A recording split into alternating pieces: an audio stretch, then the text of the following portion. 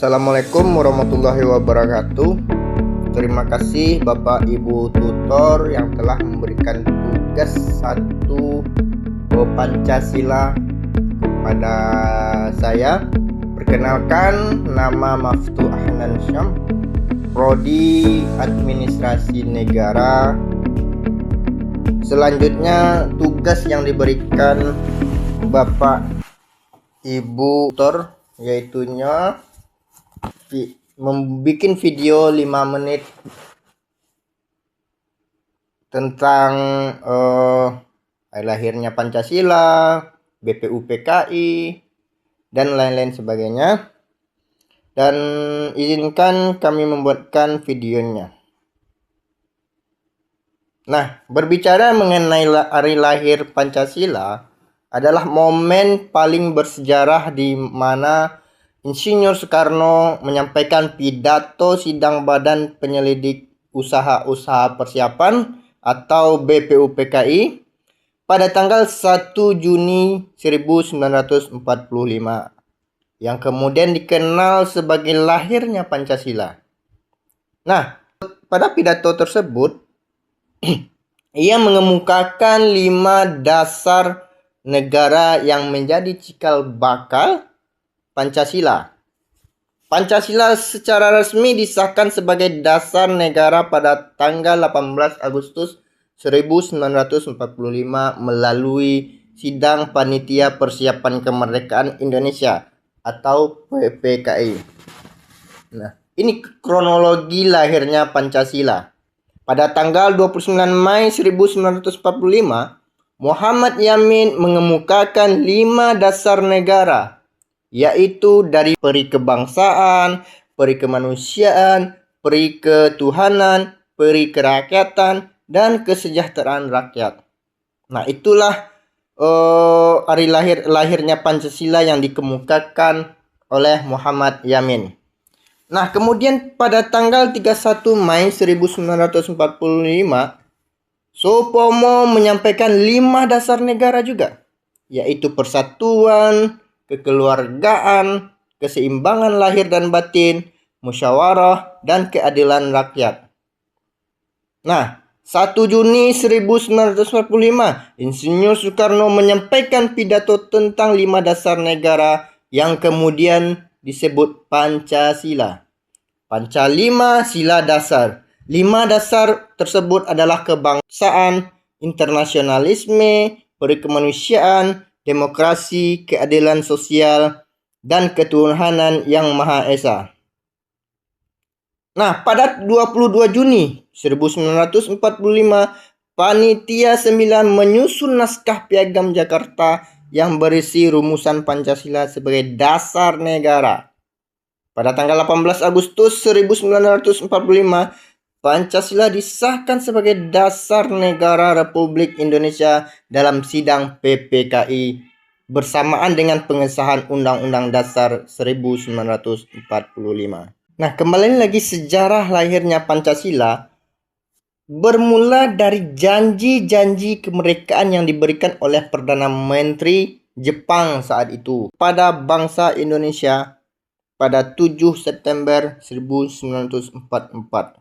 Janji tersebut dilontarkan Jepang untuk mendapatkan dukungan bangsa Indonesia dalam perang melawan tentara sekutu. Piagam Jakarta adalah rancangan pembukaan Undang-Undang Dasar 1945 yang dirumuskan pada 22 Juni 1945 oleh Panitia 9 BPUPKI. Dokumen ini berisi Pancasila, termaksud kalimat dengan kewajiban menjalankan syariat Islam bagi pemeluk-pemeluknya. Pada sila pertama, kalimat ini dihilangkan pada 18 Agustus 1945. Karena apa? Karena adanya keberatan dari kelompok lain demi menjaga persatuan bangsa. Sehingga sila pertama diubah menjadi ketuhanan yang Maha Esa. Nah, sejarah dan isi perumusan Piagam Jakarta disusun oleh Panitia 9 pada tanggal 22 Juni 1945. Tujuan Dokumen ini adalah rancangan dasar negara Indonesia yang kemudian menjadi dasar pembukaan Undang-Undang Dasar 1945. Isi sila pertama dalam Piagam Jakarta ketuhanan dengan kewajiban menjalankan syariat Islam bagi pemeluk-pemeluknya.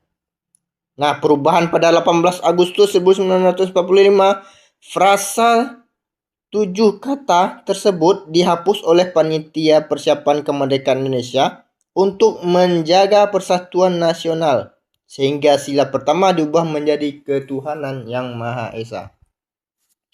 Penyebab perubahan penghapusan dilakukan atas prakarsa Muhammad Hatta setelah menerima kabar bahwa kelompok nasionalis dari Indonesia Timur akan memisahkan diri jika frasa tersebut tidak dihapus.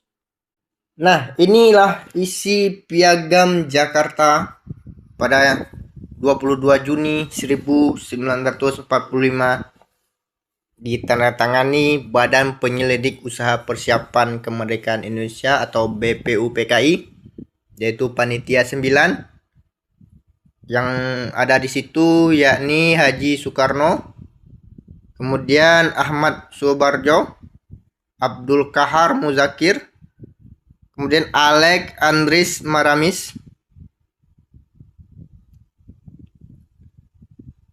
kemudian Muhammad Hatta, Abdul Wahid Hashim, Agus Salim, Muhammad Yamin. Nah, isi dari Piagam Jakarta bahwa sesungguhnya kemerdekaan itu ialah hak segala bangsa, dan oleh sebab itu maka penjajahan di atas dunia harus dihapuskan karena tidak sesuai dengan pri kemanusiaan dan pri keadilan. Dan perjuangan pergerakan kemerdekaan Indonesia ialah telah sampailah kepada saat yang berbahagia dengan selamat sentosa mengantarkan rakyat Indonesia ke depan pintu gerbang negara Indonesia yang merdeka, bersatu, berdaulat, adil dan makmur. Atas berkat rahmat Allah yang Maha Kuasa dan dengan didorongkan oleh keinginan luhur supaya berkehidupan kebangsaan yang bebas, maka rakyat Indonesia menyatakan dengan ini kemerdekaannya. Kemudian daripada itu, untuk membentuk suatu pemerintahan negara Indonesia merdeka yang melindungi segenap bangsa Indonesia dan seluruh tumpah darah Indonesia, dan untuk memajukan kesejahteraan umum, kecerdasan kehidupan bangsa, dan ikut melaksanakan ketertiban dunia yang berdasarkan kemerdekaan, perdamaian abadi, dan keadilan sosial. Maka disusunlah kemerdekaan kebangsaan Indonesia itu dalam suatu susunan negara Republik Indonesia yang berdaulatan rakyat dengan berdasarkan kepada ketuhanan yang Maha Esa, ketuhanan dengan kewajiban menjalankan syariat Islam bagi pemeluk-pemeluknya. Menurut dasar kemanusiaan yang adil dan beradab, persatuan Indonesia dan kerakyatan yang dipimpin oleh hikmah kebijaksanaan dalam permusyawaratan serta dengan mewujudkan suatu keadilan sosial bagi seluruh rakyat Indonesia. Nah, inilah bunyi teks Piagam Jakarta. Nah, lanjut yaitu PPKI. PPKI adalah Panitia Persiapan Kemerdekaan Indonesia, sebuah panitia yang dibentuk oleh Jepang pada tanggal 7 Agustus 1945. Gunanya apa? Gunanya untuk mempersiapkan kemerdekaan Indonesia dan menggantikan BPUPKI. Karena apa? Karena tugas BPUPKI itu sudah selesai. Tugas utamanya adalah meresmikan dasar negara, mempersiapkan proklamasi, dan menetapkan tata kenegaraan Republik Indonesia pada waktu itu. Nah, dalam PPKI ini PPKI bertugas mempersiapkan segala sesuatu yang diperlukan untuk kemerdekaan Indonesia. Yaitu salah satunya adalah memilih Soekarno sebagai presiden dan Muhammad Hatta sebagai wakil presiden.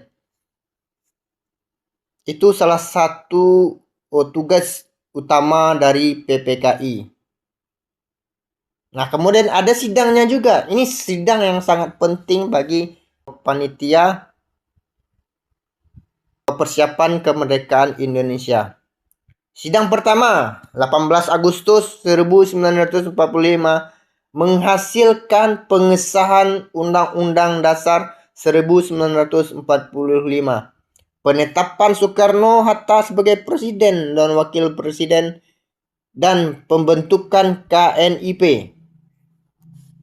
Kemudian sidang kedua 19 Agustus 1945 menghasilkan pembagian wilayah Indonesia menjadi 8 provinsi dan pembentukan 12 departemen beserta menterinya.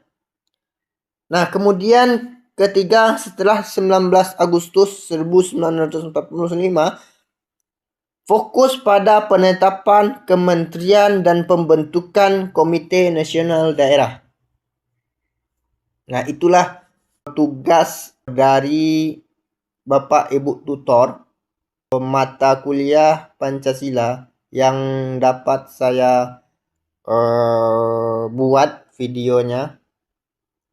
Mohon maaf apabila banyak kekurangan. Untuk itu saya ucapkan Assalamualaikum warahmatullahi wabarakatuh.